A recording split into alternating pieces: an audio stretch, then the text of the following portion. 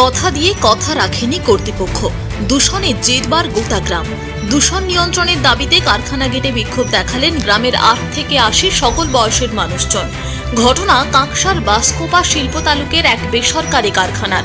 কারখানা সংলগ্ন বাসকোপা গ্রামের মানুষজনের অভিযোগ, কারখানা থেকে নির্গত ধোঁয়া ও কালিতে দূষণ ছড়াচ্ছে গ্রামে, যার জেরে দেখা দিচ্ছে চর্মরোগ, হৃদরোগ ও চোখের সমস্যা, যা নিয়ে আতঙ্ক সৃষ্টি হয়েছে গ্রামবাসীদের মনে। একই সাথে কারখানার নোংরা জলে চাষবাসের ক্ষতি হচ্ছে বলে অভিযোগ। দূষণ নিয়ন্ত্রণের পাশাপাশি স্থানীয়দের কাজের দাবিতে মঙ্গলবার কারখানা গেটে বিক্ষোভ দেখান গ্রামের মানুষজন। এদিনের বিক্ষোভে ব্যাপক উত্তেজনা ছড়ায়। পরিস্থিতি সামাল দিতে ঘটনাস্থলে পৌঁছায় কাঁকসা থানার পুলিশ। আগামী সোমবার গ্রামবাসীদের নিয়ে বৈঠকে বসার সিদ্ধান্ত নিয়েছে কারখানা কর্তৃপক্ষ, এমনটাই জানান গোপালপুর গ্রাম পঞ্চায়েতের সদস্য পান্না ঘোষ। এরপরই বিক্ষোভ উঠে যায়। সমস্যা হচ্ছে সকাল থেকে বাড়ি ঘর কতবার করে যে মোছা হয় তার ঠিক নেই, কিন্তু তারপরেও কালি তো ছেড়েই যাচ্ছে। ঘর দুয়ার পরিষ্কার নেই, আমরা ছাদে ঘুরতে পারছি না, কিছু খেলেও সেখানেও কালি খাচ্ছি আমরা। বাচ্চাদের অনেক সমস্যা হচ্ছে, আমার ঠাকুমা, আমার জেঠু সবই সমস্যার সম্মুখীন। সবার শ্বাসকষ্ট, কেউ ভালো করে কোথাও বসতেও পারে না, বাইরে কিছুই হয় না, প্রচুর অপরিষ্কার থাকছে ঘর দুয়ার। হ্যাঁ অবশ্যই অবশ্যই, সবার শ্বাসকষ্ট, অ্যালার্জি, স্কিন ভালো নেই কারোর। কারখানা কর্তৃপক্ষ এখন এটারই দাবি যে কালি একদম বন্ধ করা হোক। বলতে কালি বন্ধ করতে হবে, সামাশালে জল উঠছে না, ছেলে মেয়ে সবারই ক্ষতি হচ্ছে, ঘর বাড়ি সব ক্ষতি হচ্ছে। আমি সেটা বলবো না, আগের বছর এসেছিলাম, বন্ধ হয়নি, এবছরে এসেছি, কিন্তু এই বন্ধ করতে হবে। কালি পুরো বাড়ি নয় সব ভর্তি হয়ে যাচ্ছে, কিন্তু আমাদের হ্যাঁ আমাদের এই আগের বছর এসেছিলাম, বন্ধ হয়নি, এবছরে এসেছি। কালি বন্ধ করতে হবে, সামাশাল বন্ধ করতে হবে। হ্যাঁ চালিয়ে যাবো।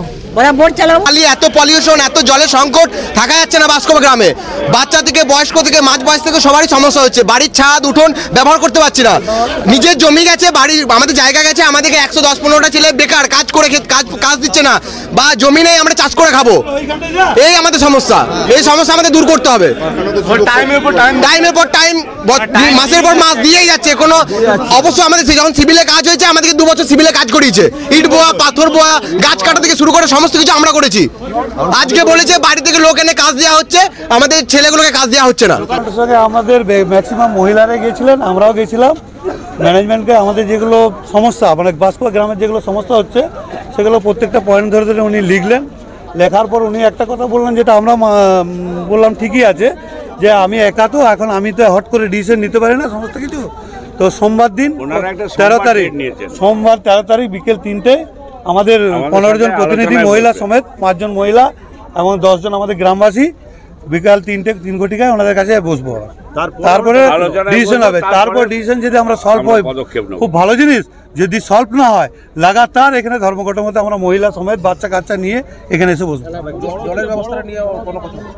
সব 4-5টা পয়েন্ট বলছি। ফার্স্ট পয়েন্ট হচ্ছে আমাদের পলিউশন, সেকেন্ড পয়েন্ট হচ্ছে আমাদের গ্রামে যে জমিগুলো আছে প্রায় এখনো 200-250 বিঘের মধ্যে, এদের যে বালাজি দূষিত জলটা যাচ্ছে, জমি নষ্ট হচ্ছে প্লাস পুকুর নষ্ট হচ্ছে।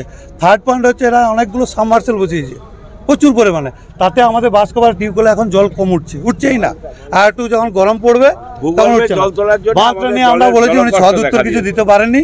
আমাদের যে বাঁধ ছিল 31 বিঘার মতো, যেটা আপনার ওরা বুঝিয়ে এখন ডিআইপি বানিয়েছে, মনে হয় প্ল্যান্টটার ইউনিটটার নাম দিয়েছে ডিআইপি, সেটা এখনো কিছু বলেনি।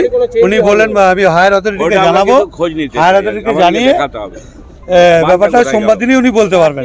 আর একটা পয়েন্ট হচ্ছে আমাদের বাসকোপার যারা যুবক ছেলে, বেকার যুবক, তারা যারা সিভিলেও করেছে প্লাস বাড়িতে গ্রামেও এখন বেকার আছে, তাদের ব্যবস্থা সোমবার দিন ওরা ডিসিশন নিয়ে বলবে, তারা যাতে কাজ পায়। যেহেতু সমস্ত কিছু আমাদেরকে ভোগ করতে হচ্ছে, তারাই বা চাকরি পাবে না কেন? আমরা এখনো বারবার বলছি যে আমরা শিল্প বন্ধ হোক তার বিরুদ্ধে নয়, কিন্তু শিল্পও চলুক, আমরাও যেন শান্তি থাকি, দূষণ মুক্তি যেন হয়। আমার নাম পান্না ঘোষ, আমি গোপালপুর গ্রাম পঞ্চায়েত সদস্য। কাঁকসা থেকে সনাতন গড়াইয়ের রিপোর্ট, টিভি নিউজ 10। সুলভ সঠিক চিকিৎসার একমাত্র প্রতিষ্ঠান বিবেকানন্দ হসপিটাল। 24 ঘন্টা emergency service, blood bank, trauma care. আপনাদের সেবায় আমরা তৎপর। গুণমান ও পরিষেবায় দুর্গাপুর বিধাননগরের ডক্টর জাকির হোসেন এভিনিউর বিবেকানন্দ হসপিটাল শিল্পাঞ্চলের মানুষের মন জয় করেছে।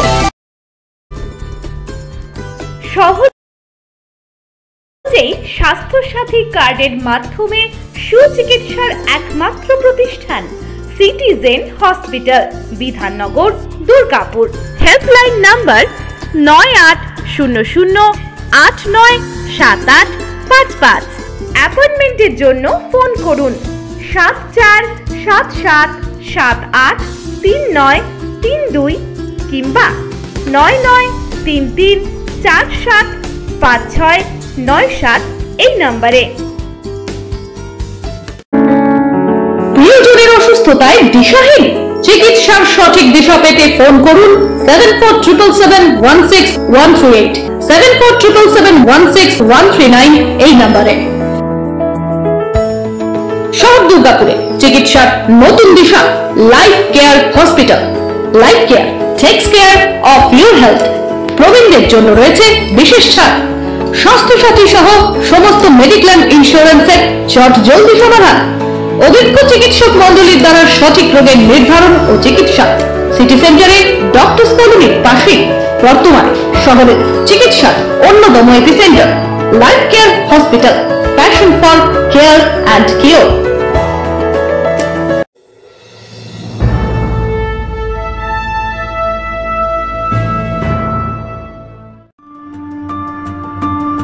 বাইকের স্বপ্ন আপনার, ভরসা আমরাই। আনিস টিভিএস নিয়ে এলো বাইক কেনার সুবর্ণ সুযোগ।